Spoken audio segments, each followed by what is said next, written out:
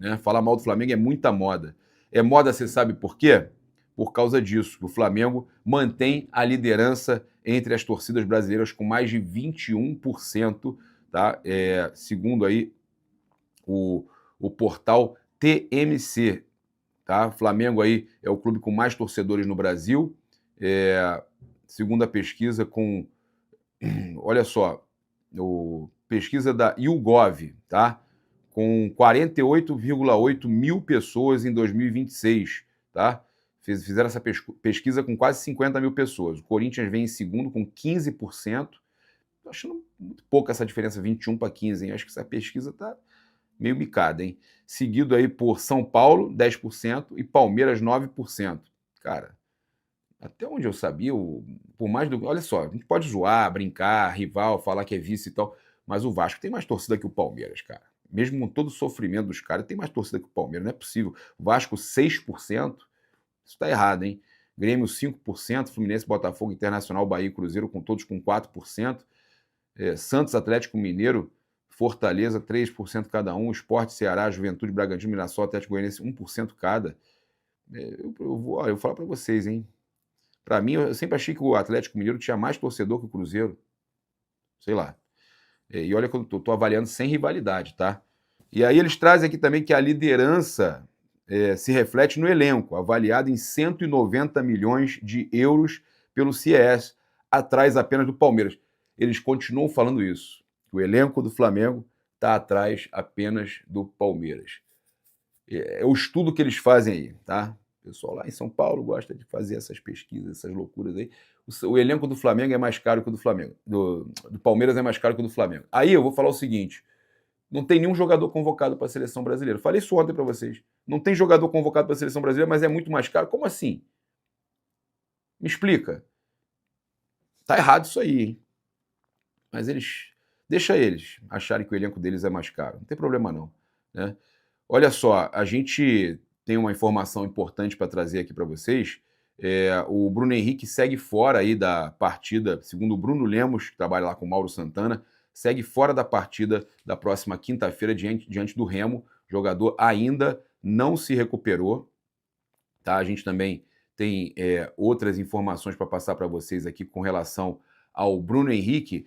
Na Placar, a Raíza Simplício disse que está ansiosa para ver o Bruno Henrique jogando no esquema do Leonardo Jardim, que valoriza justamente o que o atacante faz de melhor, né? Assim como também esse esquema está ajudando muito o Samuel Lino a brilhar. Então a Raíza está doida para ver o Bruno Henrique jogando, né, com esse esquema aí, onde o 4-4-2 ali, onde o jogador ali, o ponta esquerda, ele cai pelo meio, finaliza, que é muito o que o Bruno Henrique fazia com o Jorge Jesus e em alguns outros também trabalhos no Flamengo, né? Então, a Raíza Simplício trouxe também a informação com relação ao Bruno Henrique, né, sobre o jogador não aceitar, né, tomou uma decisão aí sobre a renovação com o Flamengo até 2027, que seria a gente trouxe, né, que o Flamengo vai se reunir com ele para oferecer uma renovação de um ano, de uma temporada, e a Raíza Simplício, o Flamengo está avaliando, né, a gente trouxe essa notícia, mas de acordo com a Raíza Simplício, é difícil que o atacante aceite uma redução significativa em seu salário. Embora a jornalista acredite que as partes possam chegar a um acordo, o jogador já não tem um dos maiores vencimentos do elenco, ou seja, ele não vai aceitar reduzir para assinar por mais um ano, tá? Pode até reduzir um pouco, mas reduzir significativamente, como o Flamengo está querendo, ele não deve. O Flamengo vai oferecer mais um ano de contrato a ele, mas quer reduzir significativamente o salário do jogador, entendendo que ele não deve ser mais tão utilizado e tal nesse último ano. Já nesse ano já não deve ser tão utilizado, a não ser que o Jardim consiga, com esse esquema que ele tem, voltar a dar um gás no Bruno Henrique, mas para 2027, né, para o ano de 2027, há essa expectativa que ele possa entrar menos. Então, o Flamengo queria diminuir significativamente os vencimentos do jogador, e a Raíza disse que é difícil que o atacante aceite essa redução drástica, né? Ele colocou aí na mesa a possibilidade de se aposentar em 26, segundo alguns veículos, mas o empresário dele alega que não, que em momento algum ele pensou em se aposentar, tá? Tá com 35 anos, tá no Flamengo desde 2017, tem 18 títulos no Mengão, assim como o Arrascaeta, é o grande ídolo dessa geração, né? E com certeza quer continuar, mas a redução drástica não deve acontecer. E aí, o que você acha? O Flamengo deve manter essa questão de não pagar muito, tentar diminuir aí o valor do Bruno Henrique nesse último ano? Seria interessante a gente falar sobre isso aí, comentar e ler o comentário de vocês. Eu, sinceramente, gostaria de ver o Bruno Henrique pelo menos mais uma temporada aí no Flamengo, né? Quem sabe essa temporada ele ainda se destaque com o Leonardo Jardim e a gente possa ter o nosso Bruno Henrique, que é o nosso, assim como o Arrascaeta, né, um ídolo já no Flamengo. Conta para mim. A gente precisa falar sobre o grande responsável pela fase, a nova fase que o Flamengo está vivendo. É o Leonardo Jardim que chegou e tal. Cara, mas quem entra em campo é o jogador, né? A gente tem que falar sobre o Jorginho. Quem percebeu o grande divisor de águas, além do óbvio, né? Tem mudanças no time e tal, com o Jardim. Cara, o Jorginho, desde que ele entrou, Flamengo e Fluminense, o Flamengo começou a melhorar. É impressionante, cara, como é importante para o Flamengo hoje o Jorginho estar em campo. Esse cara é monstruoso, né? Jorginho, ele arrebenta, cara. Ele arrebenta. Como faz aí a diferença, né? O Jorginho. Impressionante a qualidade, a experiência, a liderança. E o mais interessante é o Jorginho, cara, agora como capitão.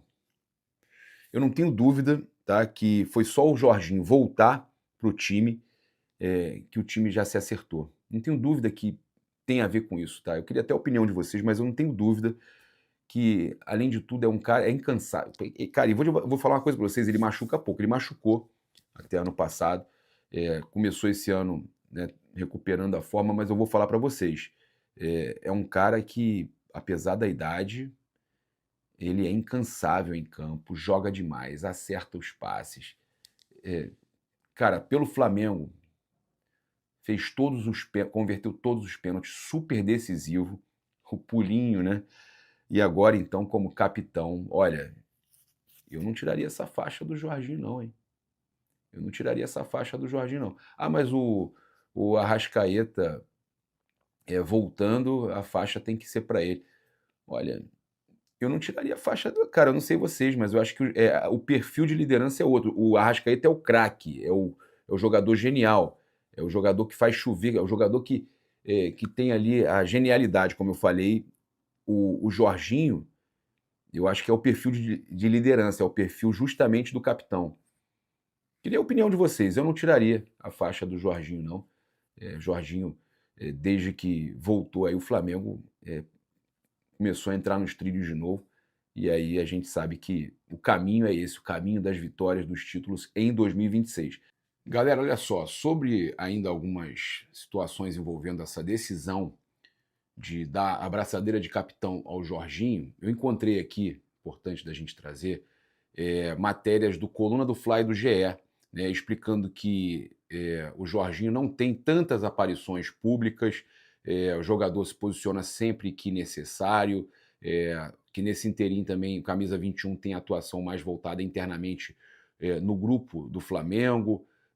Importante destacar também que Jorginho é sempre um dos primeiros jogadores a chegar no ninho, um também dos últimos a ir embora. Segundo o GE, até em dias de folga do elenco, o Meia já foi visto no CT do Flamengo fazendo atividades. Olha que legal, cara, que é ter um cara como o Jorginho, né?